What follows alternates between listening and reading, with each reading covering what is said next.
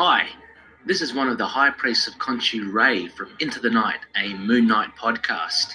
We're proud members of the collective, and you're listening to fellow collectives, the Capes and Lunatics podcast. Enjoy. There's a thin line between heroism and madness. Here the line fades to nothing at all. This is a world of capes and lunatics. And nothing is off limits. Tonight. It's a Thursday night. We're all tired. We're all cranky. We're coming for you, Slot. We're coming for you, Bendis. And who knows who else is going to make our list. No soup for you. Capes and Lunatics starts right now. Episode 55. That's right. Get on the Capes and Lunatics highway. We're going 55! Unless the cops aren't looking, then we're doing 70. All right. Are you like personally spying on me? Because that's literally what I do. What? Oh, I always do whatever I'm speeding. But yes, I am Phil. That reckless Canadian up there is Lilith Hellfire reporting for duty. And the man, the legend from New Jersey. The reckless Canadian down here. The staff. Charlie the Professor Essa. Hello. How are ya? I'm Charlie. I wanted to throw this out to you, Charlie, before I forget. So I'm sure everyone, unless you've been living under a rock for this week, you saw the big Roseanne news. I'm sorry, the what? Roseanne. Oh, Roseanne. Yes. Roseanne got racist on Twitter, lost her show, cost a bunch of cameramen their jobs. I'm going to say this. It's like, here's what I'm going to say about the whole Roseanne concept. ABC actually, somewhere along the line, said, "Oh, this was a mistake" when they did the show. And yeah, they signed them on for 2 additional seasons. They were like, "Oh no." Yeah, because here's what I'm going to tell you. Not only did they kill the show, they killed the reruns. Oh, yeah, they took it off everything. Yeah. And TV had just started them, too, so that's crazy. And Bill Cosby still has a show. Does he? I saw some people saying that, but I thought once his trial was going through, I thought all those channels pulled his show. I thought I saw some reruns on BET or like Century or something. I've seen some Cosby show. I was watching the Cosby show the other day because it's still a great show. I knew. I think a bunch of channels pulled it, but I guess not everybody did. Well, yeah, and possibly people are going to buy the Roseanne in the aftermarket, but I get the feeling there's something. Way more going on here. Well, I was reading today. I guess they were saying, this isn't like the first time with the Twitter and stuff. So I guess that maybe this last one was the last straw. Oh my God! As a former publicist, I was like, she's literally going for the Ambien excuse. No, nobody's used that. And did you see Ambien tweeted to her? They're like, "Don't use us as an excuse to be racist." Yeah. Well, what I'm going to say is, I actually think she wanted out of her contract for some reason. Because it's such a ham-fisted thing to do. It's basically daring them to fire her. But if you look at her Twitter period, though, it's kind of been like that since she came out supporting Trump. So she was doing this. She was doing this before the show too. I think she just doesn't have a filter. I mean, it's entirely possible. Honestly, she's had issues. This is not. Like, come on, this is Roseanne. Oh, please let us not forget her national anthem event. My ears are still ringing. Back when people got offended at white people disrespecting the national anthem, because she caught tons of flack for it back then. Don't forget. Oh, people think, I'm old enough to remember. Yeah, people said no one cares. I said, no, I remember that people were now me at the time. I was like, well, no, I see that she's doing a satire. I got her gig there. And I got, who asks Roseanne Barr to sing your national anthem? She's not Pavarotti, I mean, it's like you caught her in there, So I got that she was doing a comedy national anthem, because someone asked a comedian to sing the national anthem. It's very different. If she had been a music, like, I'm sure Widow Yankovic would do a fantastic national anthem. You know, but you just mentioned Weird Al, and I just the other day I saw the Teen Titans where he did the voice of Darkseid. Oh, he's. I wish I was as evil as Weird Al. The Titans encounter Weird Al Lilith, and he's got the gravelly voice, and Starfire's like, "Would you like a lozenge?" She's like, "Thank you," and he takes it, and it's Weird Al after the lozenge. And he's like, "What is it?" He's like, "I'm so evil, but I'm not half as evil as Weird Al Yankovic." And Cyborg's like, "You take that back. He's the man's a national treasure." No, but things like that are why I do think Teen Titans Go to the Movie is going to be like Avengers 3, a $2 billion film. Yes. Because, he's going to get it right finally. Yeah. Well, they will. Because, you know what? They always get it right on their properties that they aren't paying attention to. Is what I'll say with DC. I think that's why their TV is actually so, generally speaking, better. Is because I think that DC was like, who cares? It's TV. And so they let actual writers and creatives make some interesting choices with it. They don't Snyder it up. Well, they don't disrespect the source material. He is worse than Zack Snyder. Take that back! National treasure! Yeah. Well, hey, it's not the Inhumans. True. I was realizing today I've never read a good review of the Inhumans. Why would you? He's saying even Disney couldn't get somebody. They couldn't even bribe any. They couldn't bribe anyone. Somewhere. That's the tagline. It's so bad you can't even bribe people to compliment it. Well, yeah. I mean, honestly, it's like so for example, Cloak and Dagger. I've seen good to middling reviews, but Charlie, reviews next Thursday. Charlie, when we're done here tonight, go set your DVR. Yeah, it starts Thursday. Yes, I know. I've been worried because I've been seeing all the pre-reviews come out. It's like, did I miss it? Nope. But then I put it on Freeform today. And it actually said, next Thursday at 8, that's this 2-hour season premiere, and I'm excited. I'm excited for Cloak and Dagger. I think it's going to be good. I set the DVR. But no, the reason I brought up the Roseanne thing is like all these shows are saying, "Oh, you got rid of Roseanne, ABC. Replace it with us. Replace it with us." You know what fans are clamoring, saying, you should replace Roseanne with? Agents of S.H.I.E.L.D. Close, Agent Carter. Oh, well, yeah. Isn't Haley Atwell doing something else though?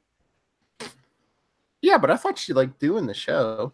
Well, I mean, no. She had a show and that got canceled. Her show got canceled, so she's free. Ben, she's free. Find something for her because that's not Agent Carter. That's a piece that costs more money. You know what I mean? I think Disney can make a convincing offer. I don't want it. I'm just saying. Honestly, I think they would be smart. It's actually. You could. It only had 2 seasons. It's fresher than Agents of S.H.I.E.L.D. No offense.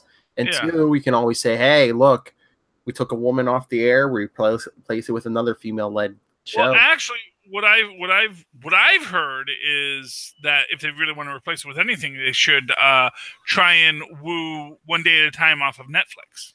Well, I saw people were even saying, which is the leftist version of One Day of. Although they have conservative, actually, I think one of the characters on that is a Trump voter too. So But I saw people saying, since Roseanne owns the show, take John Goodman and Sarah Gilbert and the others, create a new show just with them. So it's called Roseanne's Family.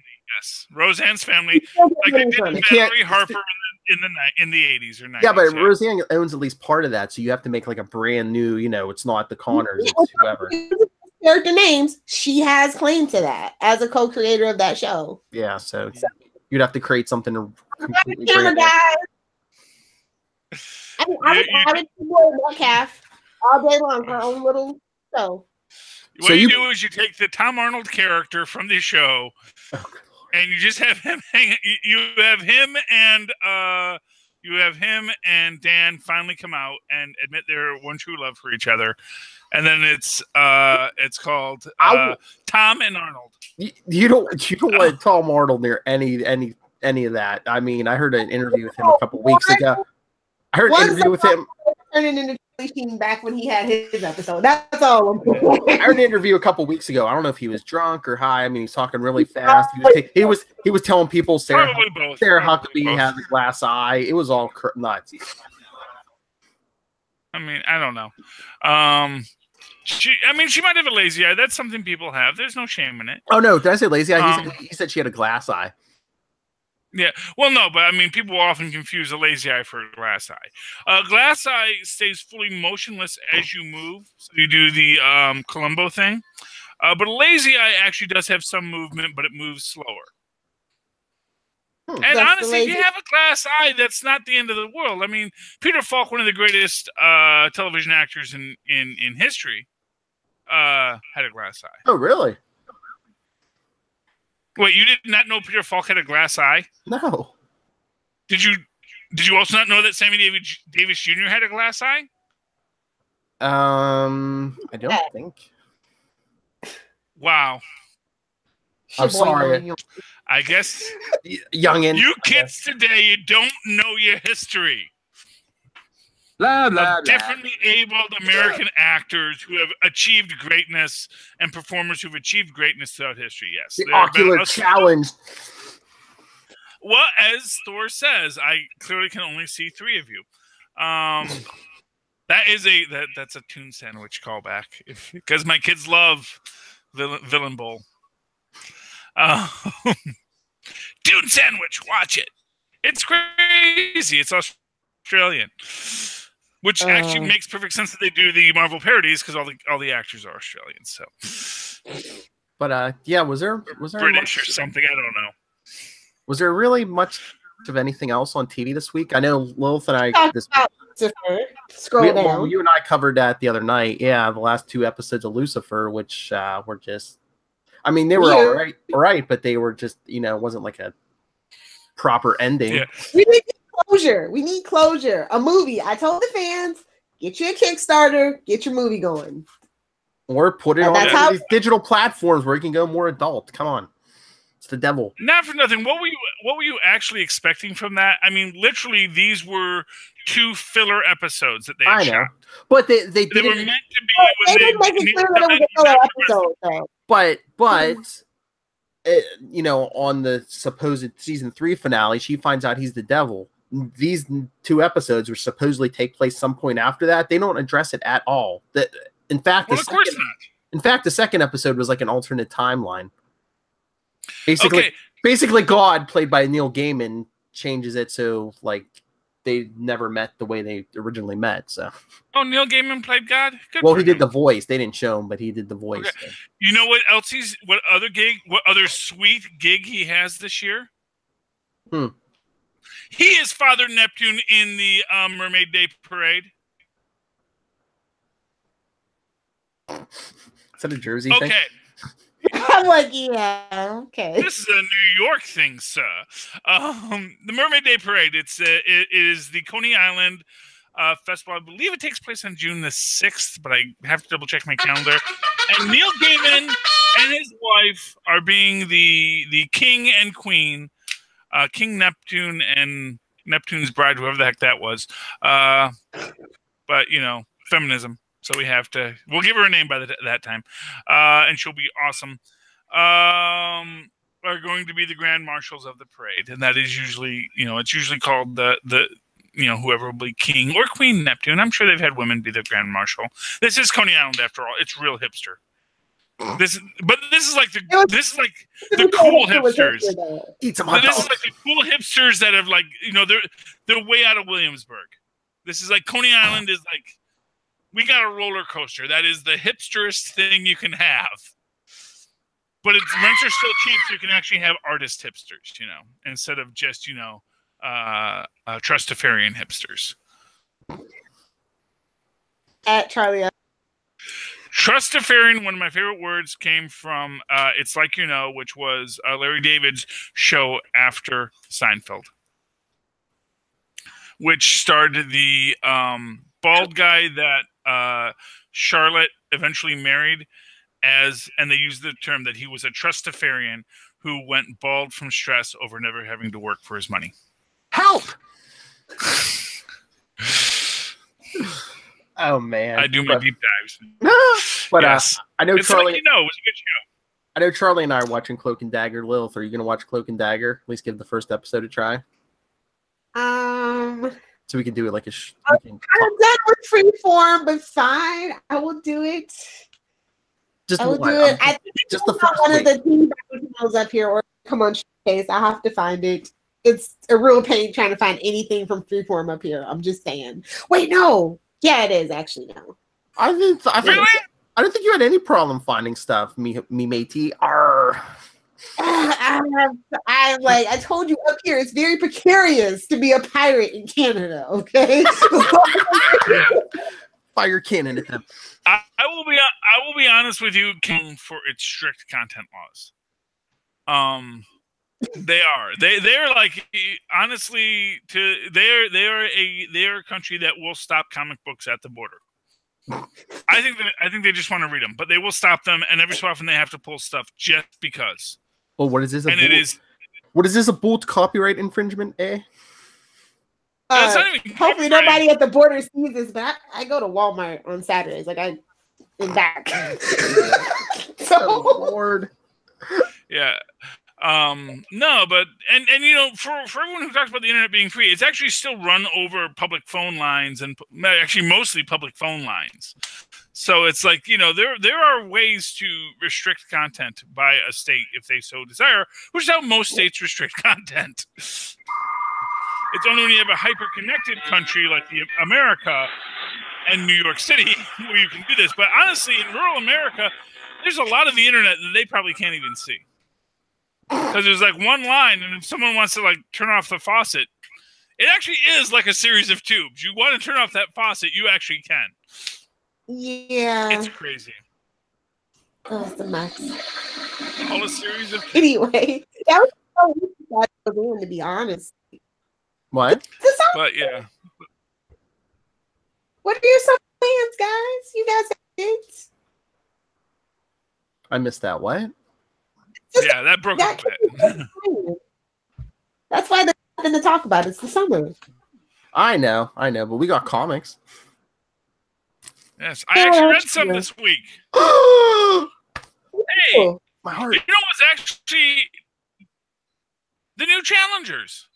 Is that the one my comic book shop guy said, "Oh, this was the worst book I ever read." I enjoyed it. Oh yeah, I enjoyed it. Yeah. He got a guy melting at one point, and that was a little weird. That was like a little. Oh, well, that guy didn't need to melt like that. But apparently the Challengers... So apparently the Challengers are all people who are dead, and they're in this, like, quantum afterlife where they get to save the world when they leave Challenger Mountain for a period. This may be completely off the button of whatever the original Challengers were. I don't know. I never read those books. But as a guy who has no idea what he's reading, it was fun. Apparently the world is flat, and I'm going to go with it. I'm just going to go with it because it's fun. But this is what I like the best about it. Okay. There's a little talking triangular black robot here. Do you see that? Yeah. Who does that look like to you? He got stepped on by Batman recently. Oh, Skeets. Yeah! They got a Skeets! And they don't explain why they got a Skeets or why he is a black Skeets. But I'm utterly fascinated by the inclusion of the black Skeets in the new Challengers. I got this. I'll turn around here. Oh, there it is. There's the cover. New Challengers, number 1. I'm going to pick up number 2. Cool. What the heck? You know? I enjoyed it. Also read Exiles with Peggy Carter. That was good. I really enjoyed the Exiles. That was a lot of fun. Man, Khan she is sad. Khan. She is angry. Yeah, Khan. No, man. It's a hard knocks life if you're Khan. I don't want to spoil it for you, but yeah, she has been through some stuff. And then the ending of that issue 3, it gets dark. Now, we get the implication there's going to be something next time because there's another book after that. Mm-hmm. But it's like, oh my goodness. And there's this whole thing with time eaters and a bunch of watchers that tried to kill Nick Fury. Huh. And then we get this weird little thing in there with Nick Fury, young hot David Hasselhoff Nick Fury running through. He says, "Oh, so this is you then," and this is which is like weird because we just saw you, Nick Fury, as the freaking whatever you are with the chains, in the role that they gave to freaking Hugo Weaving in Avengers 3, Electric Boogaloo. Hugo Weaving wasn't in Avengers 3. I know, but it was Red Skull, so I'm going to say it was Hugo Weaving. It was Ross Marquand from Walking Dead. I'm sorry, he's a TV actor. We don't say his name in association with movies. Yeah. I'm being awful. You elitist. Yeah, no. Yes. Russ Marquand played a fantastic Red Skull in that. And this is a character that he's playing there. Okay. Can we not have so much life in my background? Thank you. It's okay, buddy. It's a house full of people. You just tell his son to play dead. They're all supposed to be asleep, but I have to turn on the lights so I have good lighting. Yes, I know. He's got his little Koopalings. Iggy the Koopaling, yes, he's very happy. We got to find Lemmy. Lemmy's been misplaced somewhere, and it's a national crisis. So right, we're working on finding Lemmy. Moving right along. Should we jump into Amazing Spider-Man 800? Sure, why not? They killed Flash Thompson. Spoilers. Just gonna leave with the okay. Dan Slott, you dirty Slott. I'm mad about that. Although obviously they're gonna bring, here's what I'm mad about it, but I'm also mad that they're gonna now bring him back as the new Nuke. Oh, yeah, they could. They are already done. It's been done. They're doing it. He's the new Nuke. He's next going to be Codename Nuke. In fact, I guarantee you, next summer there will be a comic book called Codename Nuke, and it's good. Who is Codename Nuke? And it's going to be Flash Thompson, all roboted up. Who wants that? Who needs that? I mean, can a character stay dead for like 5 Flash years? Thompson back. Yeah. You know what it is? It's gonna be a whole thing where he doesn't know who he is and he has to rediscover himself, and that's gonna be interesting. And when they reveal that it is Flash Thompson, it's gonna be a tragically beautiful story. So I mean, it's not like it's gonna be a Bendis. It'll be a great story when they write it. Not Nuke. I'm picturing Flash Bomb. The only Nuke I like is Duke Nukem. Okay. Yes. Anyway, Nuke Rockney All-American. Yeah. But too. I mean, Lilith, did you read this? Yeah. Got symbiote. Had symbiotes. Spider-Man was in the black suit again for a while. Yeah. It was like too much pandering to me. Look, I don't know. You like that? Well, we gotta push. There's a new Venom #1 coming soon too. So I know, and now Venom's free, so Venom's not with anybody. I don't know, but it's like what? So did Spider-Man give him back the symbiote, or is he gonna have to hunt it down? No, of course he's gonna hunt it down. Come on, they're hunting like Wolverine in 8 different books. Okay, I know Eddie Brock helped him, but you're gonna give him back the symbiote? Oh, Brock got the symbiote at the end of that? Okay. I don't know. That's what I'm saying. What happened to the symbiote? Because Peter Parker wasn't winning at the end. Yeah, no, he let the symbiote go free. Yeah. He was like, go, Lassie, go be free. I'm not, even though I know how dangerous you are if you fall into the wrong hands. I mean, Peter Parker's a menace. If nothing else, come on. If nothing else, it's going to go running back to Brock. Oh, and can I just say, what is with the Batman 3 Electric Boogaloo Or was it Batman? No, that was. Was that Batman and Robin? Which one had Riddler and Two-Face? No, that was Batman. Batman Forever. Batman Forever. The whole, I know who I am. I'm the biggest screw up. I'm Norman Oz. Yeah, I know who you are, Spider-Man. You're Norman Oz. It's the Riddler all over again. It's it's the new, it's the modern version of, oh, he got amnesia. He forgot who Peter Parker was. They used to give Norman amnesia. There's so much wasted potential in that Norman Osborn story, because it was actually interesting for 5 minutes when he said, I'm cured, I'm sane. Now you're going to see how dangerous I actually am. Then he dipped himself in the Carnage symbiote, so that... Well, yeah, honestly, it's just... Honestly, like... That was a gimmick. What it is it's World War Hulks all over again. Like I said for Dan Slott. It's... You get a symbiote! You get a symbiote! Well, it's just this idea of not really understanding... It's bish and bang over story and character that is interesting. It's like Lilith said. It's like fan service. It's like, hey, chocolate, peanut butter. Let's combine our villains. Well, no, and so let me give you. So with World War Hulk, here was the things that were like so stupid.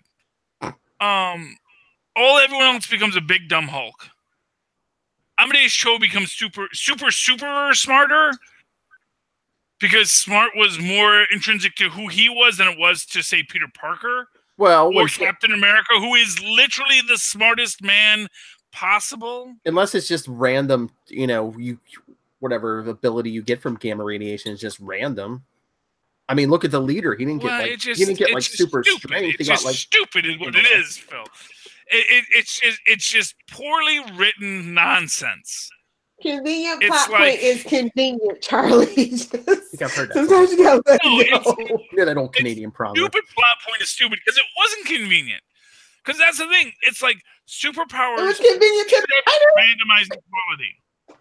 They should have a randomizing quality. If you turn Captain America into a Hulk, he should be a completely different Hulk than whatever a Bruce Banner Hulk was. It's like cosmic rays.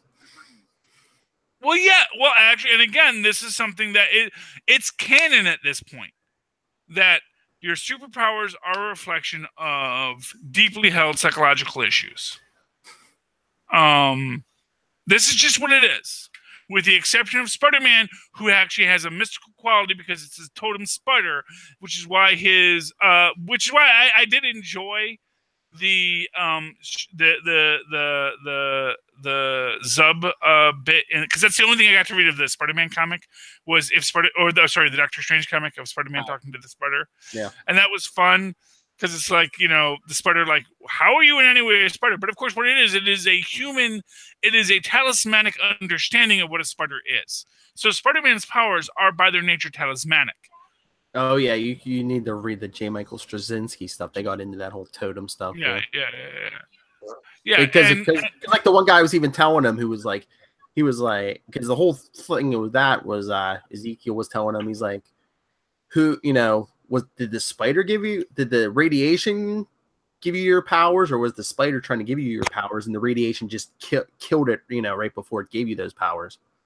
Yeah, but no, it was the radiation gave him. And then he's like, the whole totem thing. He's like, why do you think like most of your rogues are like based on animals? Dr. Octopus, the Rhino, the Vulture. Yes, the Scorpion. Yes. Who has his own arachnoid powers? Tarantula. Yes.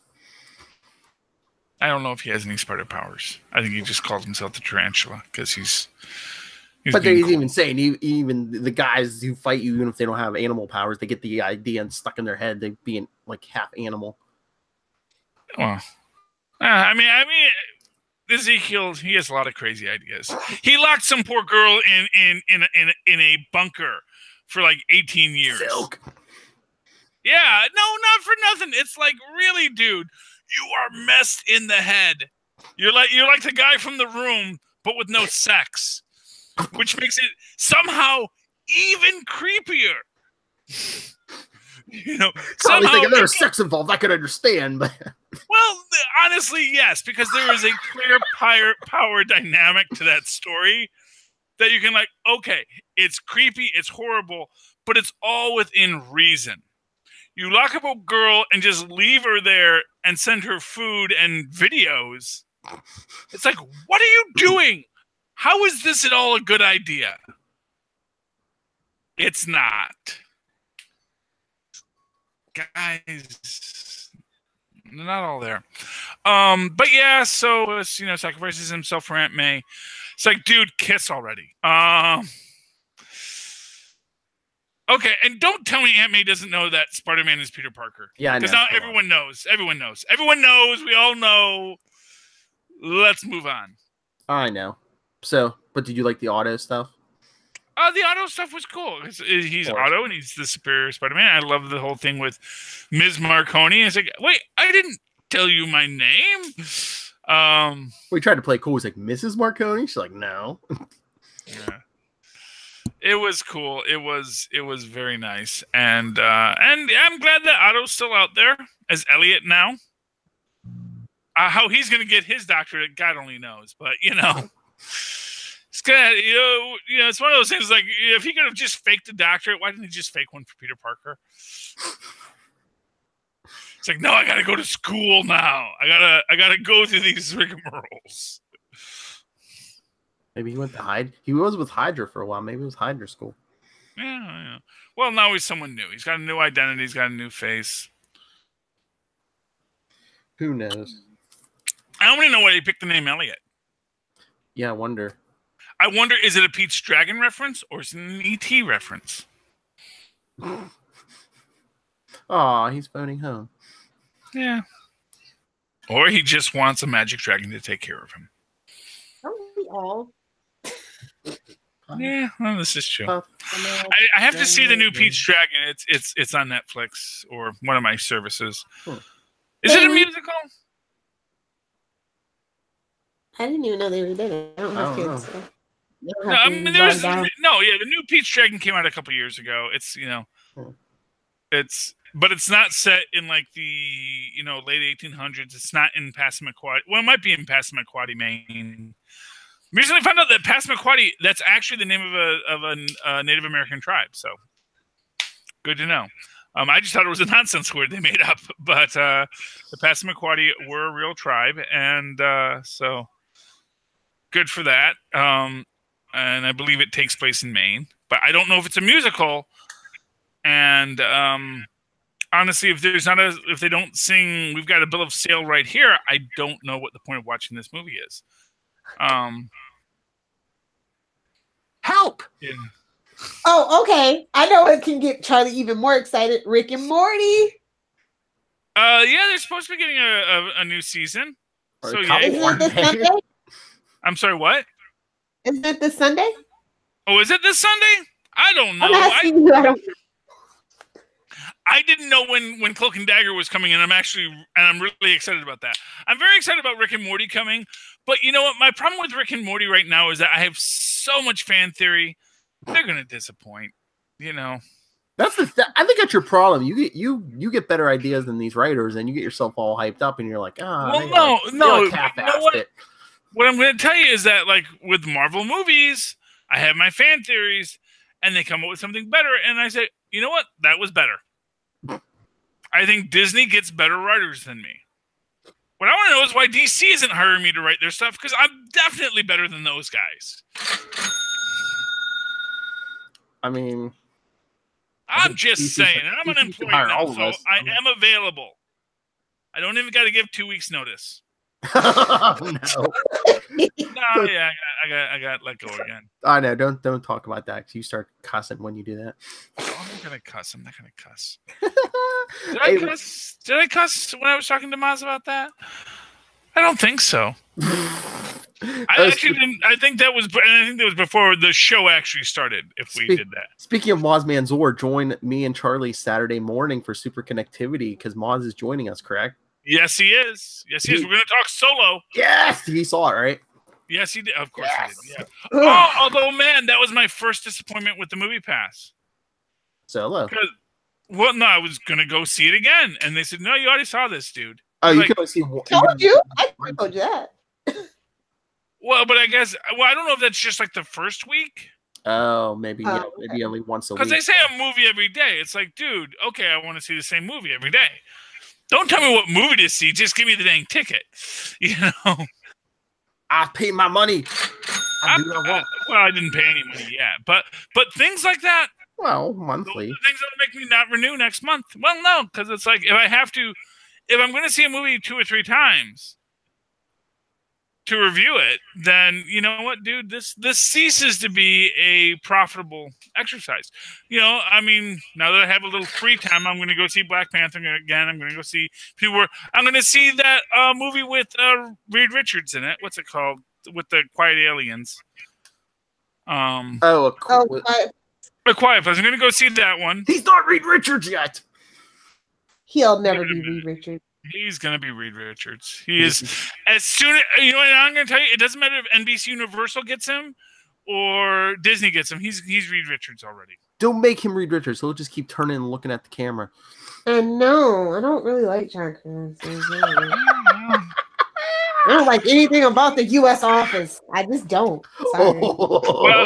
That's at Lilith Hellfire, people. You can't blame the actor for the role. Fight me, office nerds. Which is what you know. What's his name? Charlie, the guy Charlie from Daredevil, not Charlie Day. Charlie something else. You know, he was saying, you know, he actually really liked Ben Affleck's Daredevil.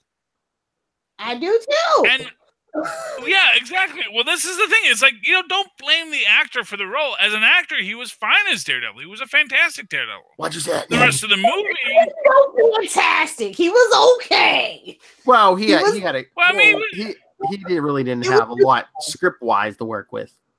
It was doable. Well, I mean, it was the early 2000s. Like, come on, it was fine. He played a blind man who could secretly see with sound very well. That's what it comes down to, and I enjoyed it. You know, I mean, he was honestly the best thing about that movie. But I digress. Michael Clark Duncan was a fantastic Kingpin. Yes. Yeah, I agree. You know, I will say he was. I mean, it was definitely a different take on Kingpin than we're used to, but that's cool. Mm-hmm. You know, because you know, obviously the difference is that, you know, Michael Clark Duncan was a guy who came up from the streets who made himself legit. Yeah. Rather than a guy who was legit who expanded his fingers into the illegitimate. He could act, and plus he had the physicality. Like, you could really believe he could beat the crap out of Ben Affleck. Well, he used to be a bodyguard. Yeah. For a couple of famous people. Yeah. So, yeah. He's got that physicality. It's the Mr. T story without the mohawk. It's the Mr. T story because that's how Mr. T started. He was a bodyguard. Better acting. And he was a bodyguard for several actors, and they said, well, you're a big guy. You can play this big guy character. Hey, well, you know, Mr. T does great in comedy. I like you know what? He was great as Clubber Lang. I actually think the man has dramatic chops. I think just people don't give him dramatic chops because he did, you know, A-Team was kind of his transition from drama to comedy. And after A-Team, they was well, he just does, you know, Mr. T just does comedy. You're telling me A-Team isn't comedy? I mean, they have machine guns. Well, they can't hit anything. That's a comedy. It's when they get hit. It should have been freaking stormtroopers. The aim they had. Yeah. Well, no, they used suppression fire because they don't need murder raps on their already existing warrants for the crimes they didn't commit.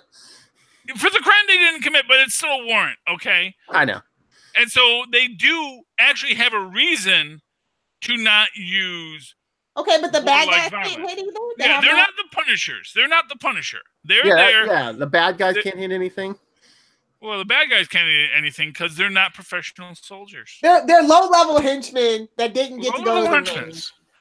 You know, I'll always say that, you know, the castle guards are, because they're the guys that have either aged out of actually going to war or some kind of, you know, luxury placement because you're the nephew of the queen's sister. And so you get to be the castle guard there. Because by the time anyone's attacking the castle, I mean, it's already lost anyway. So you don't have your best guards guarding the castle. And so the guys, these henchmen, they were penny ante guys. They weren't guys they were calling in from the front lines, actually doing the hard criminal work that needs to be done. You know, these were just some schmucks that the A-Team ran circles around because they were better at it. All right, enough A-Team. Back to comics. Lilith, did you read this after I told you should? I did. Batman Prelude to the Wedding Part 1, Robin versus Ra's al Ghul. I hated it. I'm sorry. You hated it? It's Tim Seeley. I know. I was shocked. I really didn't. I didn't see a need for it, so I was kind of bitter going into it anyway. You didn't get any. You didn't get any feels at the end when Damian and Catwoman were having their heart to heart. No. She was like, "Is it just me?" The secret bitch I am. I'm sorry. I mean, it was basically she's telling Damian, well, he's like, I don't need a mother, and she's like, I won't be your mother. She's like, but this house is full of bunch of goody two shoes. She's like, you and I are the same. You watch my back, I'll watch yours. Well, she is his mother figure because she wears a tight bodysuit with the zipper down too low. So you know what? Same difference. Yeah. No, my only thing is, is it just me, or do they lean way too heavily on Ra's al Ghul as a Batman villain? Last couple of years, yeah. Yeah, I mean, it's like I get it. It's a great idea, but and granted, Dr. Doom is everywhere in the Marvel universe. But let's be honest, it's like it took him a while to get there. He was an exclusive Fantastic Four villain for a while, and only sometimes. Yeah. He wasn't the constant bane of the Fantastic. I mean, in the 90s, how often did we see Ra's al Ghul, Lilith? Like 2 times in like 10 years we saw the Ra's al Ghul. Yeah, everybody was on that Bane thing back then. Though, true. Yeah. It goes in the, it's a cycle. Yeah, they write the Joker to death, and then it's like either Ra's al Ghul or Bane. They run one of them out, and they switch to the other one. I'm surprised. I think Azrael should be showing up any day now at this point. Well, he's going to be Azrael's going to be in that Justice League book, that one that takes place in space. I don't know why he's going with them. Oh, there you go. Yeah. I think DC sometimes gets villain fatigue. It does. Where they just think they think this is the villain, and we're just going to put this villain in everything. It's sort of like the reverse Wolverine effect, where Wolverine's popular, put him in everything. Well, yeah. I mean, or in the '80s, Spider-Man's popular, put him in everything. Look at Harley Quinn. Harley Quinn got so popular, and then they started putting her in every other book. And now she has her own animated show. But to give Harley her credit, she became Venomized, which is that she became a hero. Yeah, she became a hero. She became a protagonist in the book rather than a villain. DC wanted her for their Deadpool. Yeah. Well, villain. They tried to heroize Venom way before Deadpool. Yeah, but Deadpool was always created to be kind of a fun-loving character. Yeah, but I mean, they want her. I mean, they want there to crack jokes and break the fourth wall every so often, like Deadpool. Yeah. So yeah. Yeah. All the check marks. Fair enough. Marvel and DC, you want to get some crossovers going again. Let's get a Deadpool and Harley one shot. Although, what I'll tell you is that shows again that major difference between Marvel and DC. Marvel, it's about heroes. DC, it's about villains. That DC builds its name off of the popularity of its villains. Well, they wanted to be dark for so long. I mean, why, Yeah, well, I mean, honestly, they want to. Well, you know what? Because they have what I would guess it is they have a better backbench of dark characters. They have a better dark universe than they do a light universe. Well, because once New 52 started, they wanted to make everyone like Batman dark, and you can't do that, especially That's why Superman suffered for so long. Yeah, well, Superman, not for nothing. Superman's been suffering for a very long time. Superman is the Fantastic Four of the DC universe, I think, where it's like there's this feeling of an obligation towards it, even though sometimes his stories become less powerful in the context of the universe in which they live. but you do have that obligation to it. It's like, how can we have a DC universe without Superman? In the same way that people would say, how can you have a Marvel universe without the Fantastic Four? Well, Marvel decided, you know what? Let's get rid of the Fantastic Four. Let's actually break our mold. Ooh, nice segue. Did you read Marvel 2-in-1 number 6? Loved it. You know what I loved best about it? Doom Galactus? What? No, Lifebringer Frost. Oh, Emma Frost, yes. Well, because they brought... Well, two aspects of that. First off was the fact that Norrin Radd freaking yells at Dr. Doom, you say you're a hero, stop being a villain. Yes. And which I loved, you know, and it just... Yeah, exactly. It's like, dude, you aren't a psychic. You don't have mental powers like this. You know, you may be, I'm the smartest man in the universe. It's like, first off, really, dude, you're not an elder of the universe. You're a 40-year-old guy from Earth. Really, dude. You know, let's be honest here. He's a 40-year-old guy from Earth. He's got, you know, he's smart as a whip, sure, but he's not freaking ancient knowledge, and he doesn't have any natural superpowers. Mm-hmm. And Emma Frost does. And he wants to say, only I can fight Doom. It's like, dude, no. This is not your battle. And then he does relent, which is the great moment there, is he's being Doom, and says, no, I want to stop this. Which is, of course, why Iron Man is all the more... Well, okay, so here's the problem with Iron Man. Not that they mess up his face, that they Deadpool his face. Mm-hmm. But there seems that there's almost an implication in that he's going to go back to being Dr. Doom. I think there is a more redemptive arc, which is that now he got his scars for a reason. Yeah, I mean, he earned these scars as a hero. This wasn't a selfish action. Yeah, I think that's the problem people have with the Bendis thing is, like, you know, he did all the, you know, they did all this character development on Doom, and it just seems like, you know, in one issue he's like, oh, I'm done. Okay, I'm just gonna set everything back to where it was. Well, yeah, kind of ignoring all that character development. He set his face back to where it was. He didn't necessarily set Doom back. Yeah, but I mean, it's arguable that Doom is now, because again, he got his scars. Yeah, but I mean, he again. He ran back to that castle and like rebuilt it. So it's like, can I ask a real question here? Did they establish who was in Parker Robbins? Did they like call out a name for that character? I don't think. I think it was just some demon, but I don't know if they ever said the name. See, because what would be interesting is if that was actually Doom's mom. Yeah. Because they make a point in that about how evil Doom's mom is. And I think, if I'm reading between Bendis' lines, and we'll never know because he's gone now, I think he was trying to say with the text of the Stark AI that basically Doom's mom was evil. That Doom's mom was not a nice person. And when we see what we see, that is Doom's mom trying to take herself back, take back over the world, and more than happy to kill her son to do it. I mean, it reminds. I mean, all our current comics, it's like, you know, all the villains have a reason why they're bad, and you know, it's Doom, it's his mother. Yeah, well, you know, I mean, there's lots of reasons. I actually, like I said, I think his grandmother told the lie that he was actually a Von Doom when he wasn't.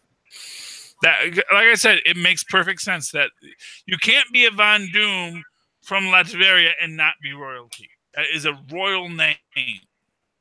And so obviously his grandmother said, no, that was the Baron who knocked me up, you know. And, and letting him think that he's the rightful bloodline to the rulership of Latveria. All right, let's move along. Lilith's falling asleep. Lilith. Okay. I know you read this. X-Men. Oh, we're still talking Marvel. Okay, fine. Well, half the time I say, did you read DC? And you're like, yeah. I read DC this week. I mean, I did read that book too. It's okay. Okay. I mean, it's bored. Hey, what's going on? You can jump in. You can put out a conversation. Vampironica was out, and it was good. What was So out? there. Vampironica. Oh, Vampironica. Oh, I hope they pulled that for me. Did Domino come out this week? Was it last week or this week? Well, It was last week, right? 2 was already out. I know you got Yeah. Charlie. You got that. Now I don't think 3's out. Yeah, I yet, got though. 2. Yeah, three's not out okay, yet. I thought Lockjaw's out. I don't know if it's 3 or 4, but Lockjaw came out this week. I was like, oh, Lockjaw came out. You know, this is how I know that my boss is an idiot.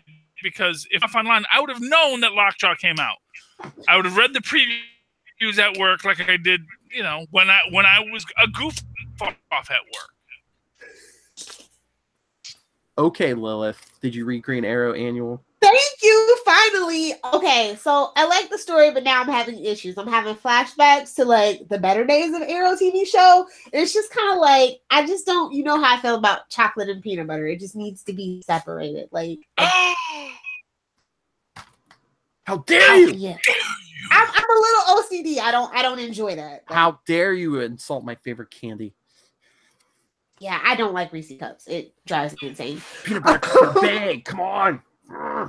It's a legume. I can't have it anyway. So. Oh, because no, of but her I like it.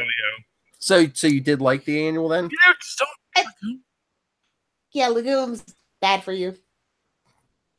Can I just say, I really think these paleo people are really picking and choosing from the hunter-gatherer lifestyle. Well, it has to do Legumes- with also being clean and how it interacts in your body with the phytic acid and stuff like that too. So it's not just like being picky. It's like so everything works together and you absorb your minerals and your vitamins. I'm just saying, I think the term paleo is just a marketing ploy. I don't think they've really done research in what the paleo diet was. Works for I'm me. not saying it's I'm not saying it's not a good diet. I'm just saying I think that their terminology is imprecise.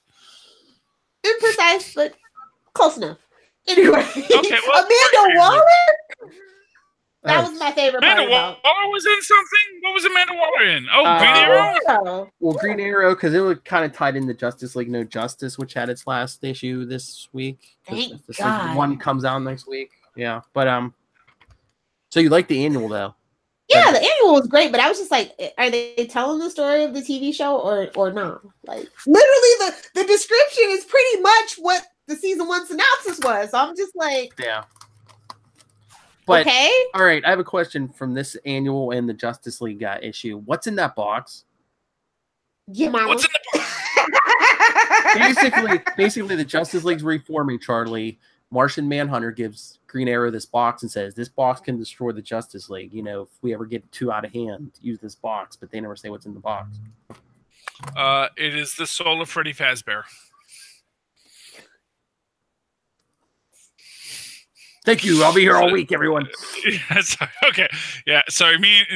Go check out the Toxin Gamer 13 site. It'll all make sense. What a good dad plugging his son's YouTube channel. No. So what's in the box? I mean, Ahead. no, probably just all of Batman's old files. I was gonna say, yeah. Here's how you destroy the Justice Shit, that would be so League. lazy. They're like, oh, because you're basically Batman, so here you go. Here's the biggest question about Batman's files: does he have a file on how to take down Batman? That's why he created the Justice League in case he goes rogue. That's the answer, actually, that he gave them. Yeah. I don't buy it. Well, yeah. Well, exactly. That's the answer he gave them.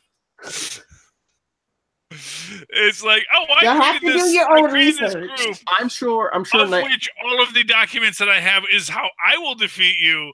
So clearly, if I ever go rogue, you can certainly all defeat me. I'm sure Nightwing has a way to take down Batman. Well, that's it. Yeah. I think that. Hopefully, he took his the yellow lantern ring that he has stashed away in that Batman somewhere.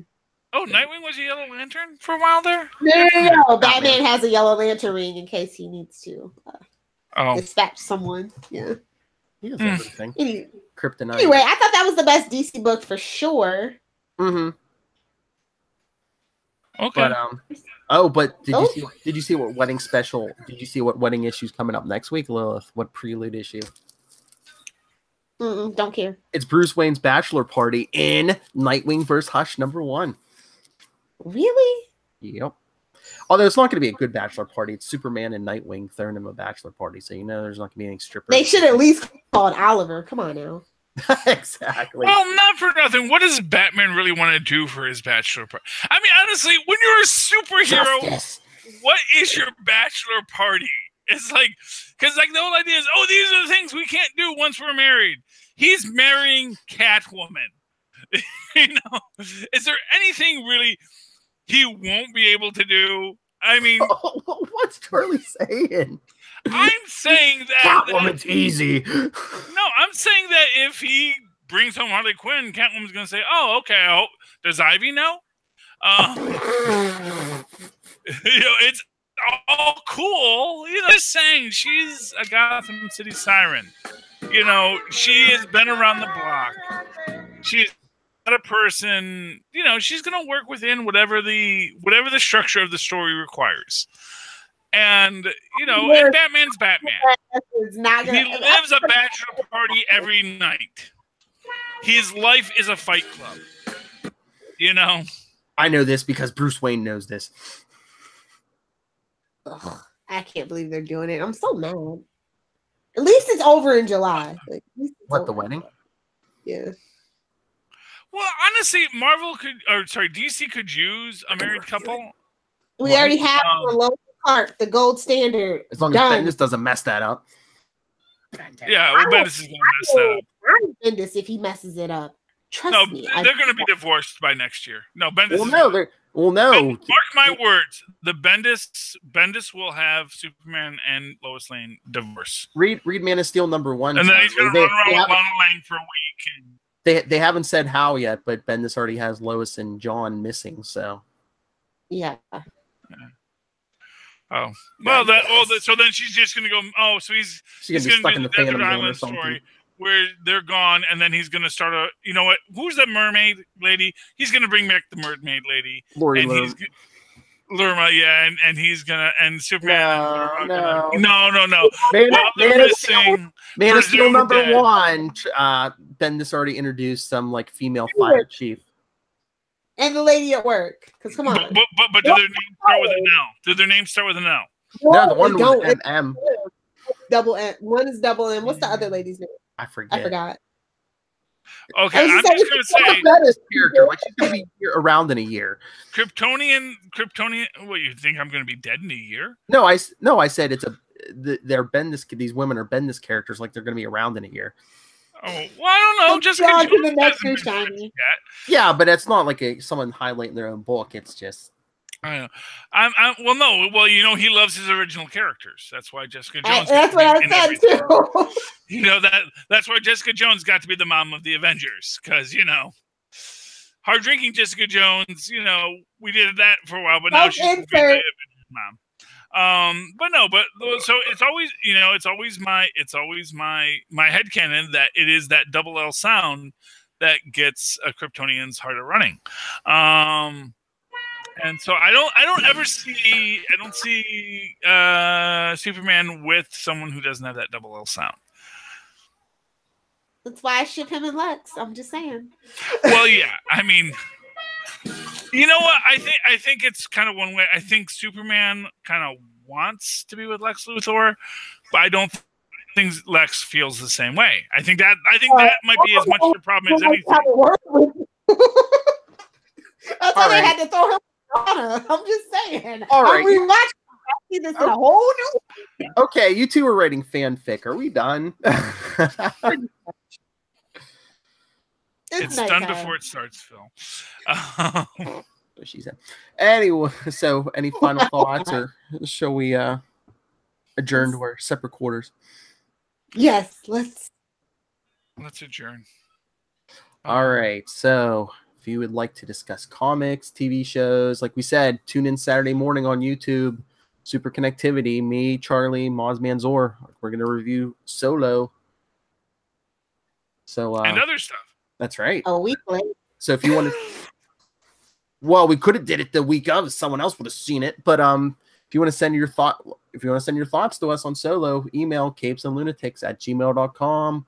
We're on Facebook, facebook.com/capesandlunatics, @capeslunatics on Twitter, and the voicemail 614-382-2737. That's 614-38-CAPES. And Charlie Esser, where can people get a hold of you?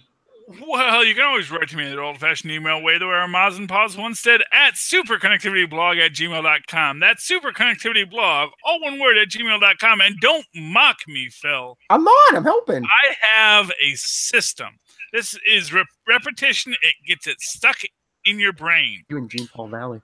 And, of course, you can always follow me on the Twitters when I tweet things, when things are on TV that I want to watch. At Charlie Esser. Oh, Cloak and Dagger, yes! Thursday at 8. Watch it with me. We're going to try and live tweet it. It'll be fun. At Charlie Esser, that's CharlieEssel. Look for the 2 E's in the middle. For what? For quality. All right, Lilith Hellfire, can you put on a song and dance that good? Hell no. You know me. I say big words. I show up, I say big words, and I look pretty. If you nerds want to have a fight or live tweet the season finale of Supergirl, June 18th, at Lilith Hellfire. If you're looking for some Smallville content or just Superman content with some swearing and maybe smoothies in between, at Save Me Podcast on Twitter, Facebook, and Instagram. Instagram and Pinterest. It's late. But I just show up and look pretty and spout big words, and then I'm done. Yeah. That spoke me. But yeah, and if you... Although now I want to know, does someone have Pinterest.com or Pinstagram.com? Like, does someone own that? Because that's seems like $1 million idea. I try to get it, if anyone gets it. It's probably porn, but, Oh, everything's porn. Everything's porn. Everything's porn. It's just maybe not porn for you. We got into this last week, I know, but we discussed Brian Michael Bendis and Man of Steel. Check out our me, Lilith, and Tyler reviewed and compared Bendis's Man of Steel and John Byrne's Man of Steel. Just went up today, so check it out. Capes and Lunatics Sidekicks. Yeah, wasn't that mean? What? What does it mean about it? We took it easy, but we got 5 more weeks. Got 5 more weeks to get through. Did you just do the first issues, or did you do? Yeah, we did the first issues because only the Bendis #1 was out, so we did 1 and 1. So you didn't get to Happy Birthday? No, we're gonna do 1 and 1, 2 and 2 for 6 weeks. 1 and 1, 2 and 2, 3 and 3. Oh, okay. So mark my words. The best part of issue 2 of Byrne's Man of Steel is Happy Birthday, because it's a Looney Tunes reference. Not Happy Birthday. He just totally cribbed that.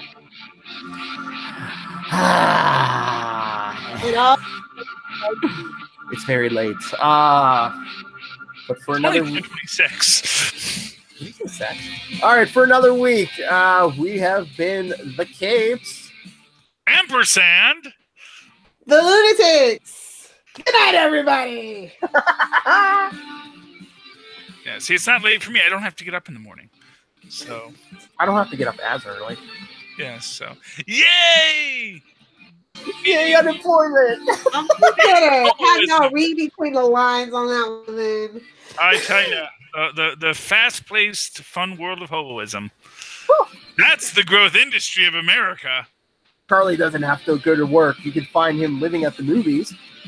Yeah, well, apparently, except not solo. They say no. No solo for you, sir. No solo for you. No solo for you.